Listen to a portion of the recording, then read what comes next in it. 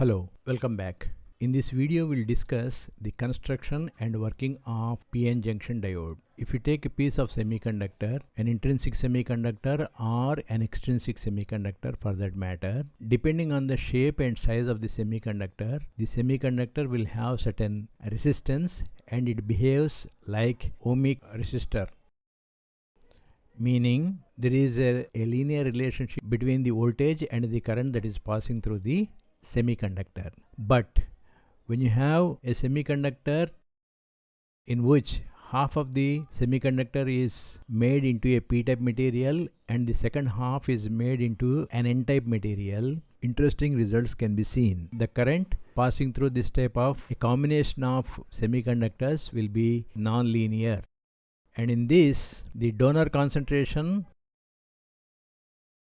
is Nd and the concentration of the acceptors, say Na. To form an arrangement like this, we choose Nd is equal to Na, meaning on either sides we'll have equal number of charge carriers. On this side, the majority charge carriers are holes. They will be in equal number as that of the electrons on the n-type semiconductor. In semiconductors, current flows through the conductor in two different forms. One is drift. Drift current will be there in the presence of an electric field, meaning when you bias the device, then only there will be a current. That current is called as drift current. The second one is diffusion current or current due to the diffusion. Diffusion happens in the semiconductors whenever there is a gradient in the carrier concentration. Diffusion happens even in the absence of the electric field. Is not required.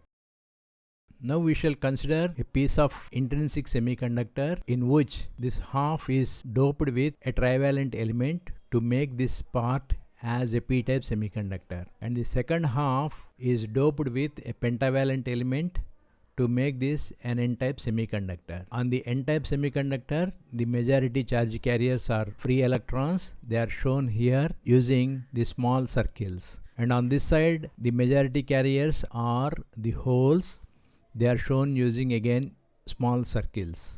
Here, the donor atoms will be positively ionized and the acceptor atoms, they will be negatively ionized.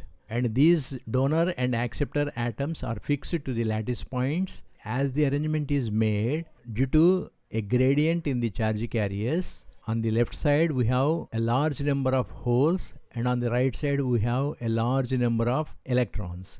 And the number of holes in this side and the number of electrons on this side will be equal. As a result, there will be a diffusion because there is a gradient of the charges. Due to the diffusion, electrons will migrate over to the p side, leaving behind the donor ions like this, and the holes, they migrate to the n-side material by crossing over the junction, leaving behind the acceptor ions. We'll have a small region where the concentration of free electrons and holes is low, and this particular region is called as space charge region.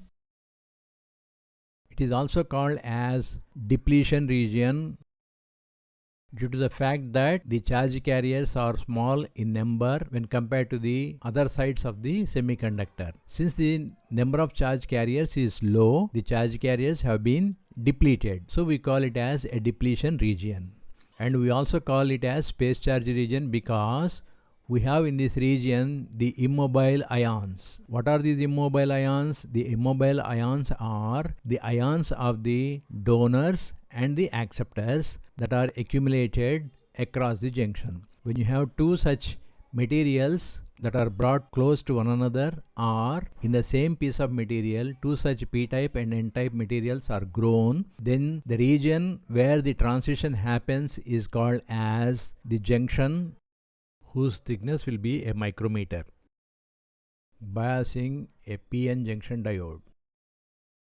On this side, we have the n-type material, and on this side, we have the p-type material. If we connect the negative terminal of the power supply or the battery to the p side and the positive terminal of the battery to the n side, then the biasing is called as reverse bias. When it is reverse biased, the thickness of the depletion layer will increase under reverse biasing conditions.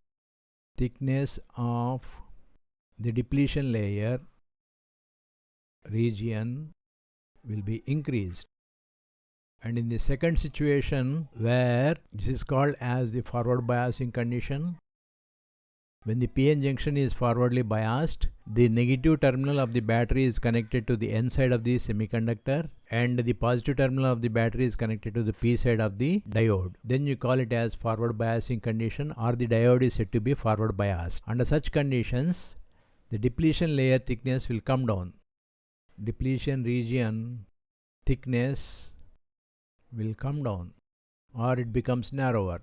In a circuit diagram, the PN junction diode is shown using this symbol. This is the symbol for a PN junction diode. It will have a triangle. At the vertex of the triangle, you have a vertical line. This vertical line indicates that you have the N type of semiconductor on this side, and the base of the triangle, you have a terminal. This indicates that you have the P type semiconductor on this side. In this video, we have said that the semiconductors in their pure form, either the intrinsic or the extrinsic semiconductors, they obey the Ohm's law, hence they behave like ohmic resistors. And when a junction is formed between P and N, the behavior will become a nonlinear one, and the concentration of the donors and the concentration of the acceptors on either sides we have considered as equal, giving rise to equal number of free electrons on the N-type semiconductor and same number of holes on the P-type semiconductor side as well. Electrical conductivity in a piece of semiconductor happens in two different forms. One is drift current, which will happen only in the presence of an electric field, and the other one is the diffusion current. Diffusion current will be there only when a gradient in the carrier concentration is present in the material. The diffusion current does not require electric field. We have seen a typical PN junction diode. We have said there will be a space charge region. Within the space charge region, we have the immobile ions. The immobile ions are those ions of the acceptor and donors that are spread across the junction, and generally the junction thickness will be about a micrometer, and in this region the free charge carriers concentration will be minimal. As a result, we call it also as the depletion region. A PN junction can be biased in two different ways. It can be biased in the forward biasing and reverse biasing. In this circuit we are seeing the reverse biasing condition, where the negative terminal is connected to the positive of the battery and the positive terminal of the diode is connected to the negative terminal of the battery. Under these conditions, the thickness of the depletion region will be increased. We have also seen the forward biasing condition where the depletion region thickness will come down. In the forward biasing condition, the negative terminal of the battery is connected to the negative terminal of the diode, and the positive terminal of the diode is connected to the positive terminal of the power supply. We have also seen the symbol for the PN junction diode. Thank you.